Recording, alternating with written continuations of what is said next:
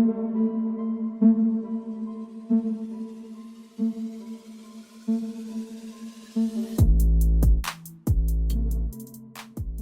back, everybody, to another episode of Movie Social.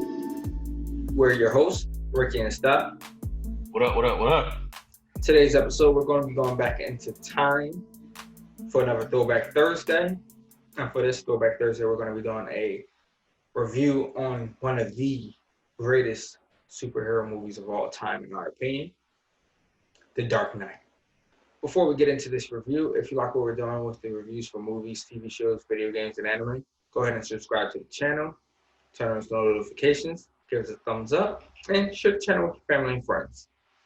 So, Steph, what was your reaction when you first watched The Dark Knight?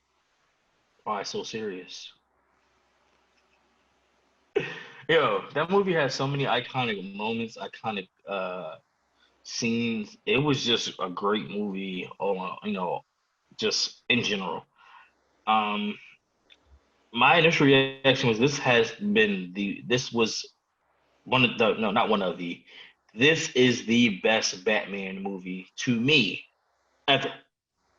Okay. It had the Joker, Heath Ledger got rid of his soul, one of the best acting jobs just of a villain ever. So like I would have to say that's I don't know. I'm really speechless because this is how I felt about the movie. It left me speechless. Okay. Yeah, for me, I definitely would agree. It was phenomenal. I mean, from the lines of the Joker to the lines of Harvey Dent and Batman and Alfred, and even Mr. Fox there. Some of the action scenes and the sequences and the camera angles all played a major part in it. And honestly, a lot of the lines embodied the year 2020 in that movie. Honestly. Might break you down in a minute, but we'll see. So, what was your favorite and least favorite moment from the movie? I don't think I had a least favorite moment in the movie, to be honest with you. You could say that the whole scene where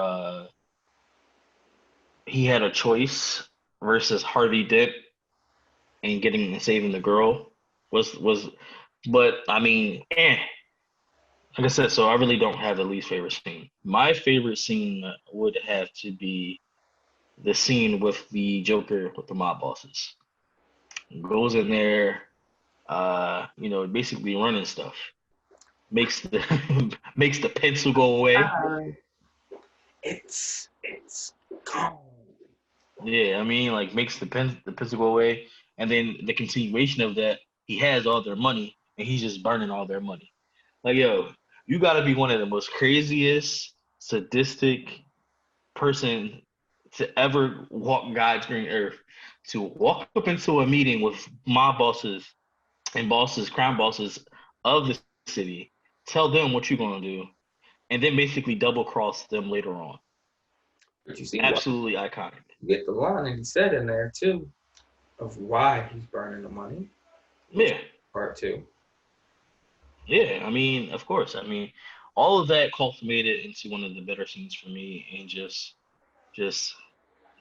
the acting and the writing was just creme de la creme.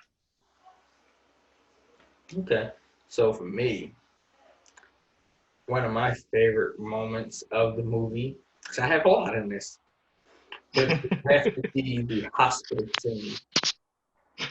That was my second favorite. Nurse and just blows it up just to create chaos.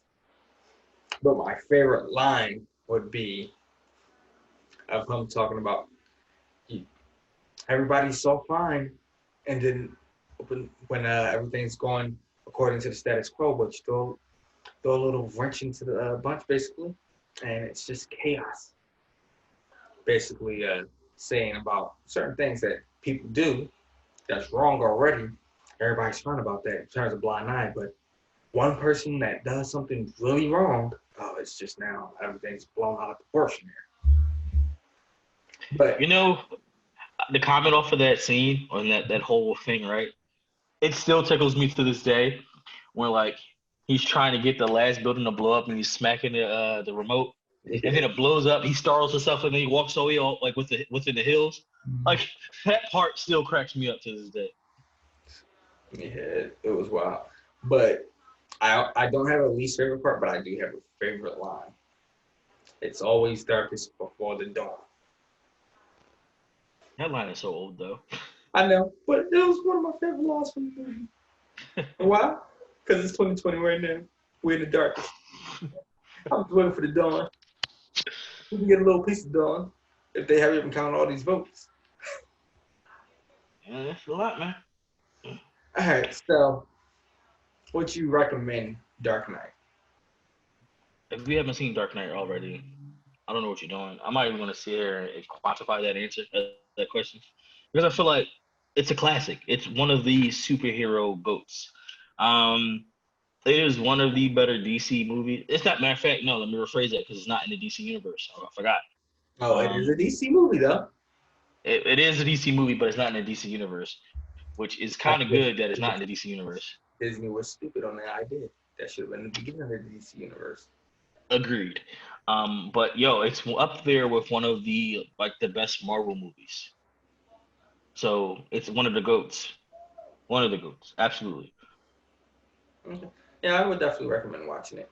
Now, definitely watch the whole trilogy, so that way you aren't just offsetting like, what's going on here? You get the full picture as the time age through each one. Hmm. But it's phenomenal. You really relate to the villain in this. It's not too many movies where you sometimes almost want to root for the villain, and this was one of them. You also had Killmonger partially. Not even partially, bro. When he was speaking his truth. Yeah, but at the same time, I also still for Black Panther. How he went about it was wrong, but his truth was legit. Yeah, no, I'm not saying he wasn't wrong and a lot as far as truth wise, but yeah, either I get way, what you're saying. I definitely do recommend you watch The Dark Knight. It's definitely one of the top movies to come out. Honestly, I think it's in the top 15 worldwide grossing, maybe. But if you have not watched it, watch it. And if you have watched it, let us know your thoughts and opinions on it. What was your favorite moment or line? Did you enjoy Heath Ledger as the Joker? Honestly, I wish he was still around. Probably wouldn't have to deal with these other Jokers out here. But let us know again in the comments below. Until next time.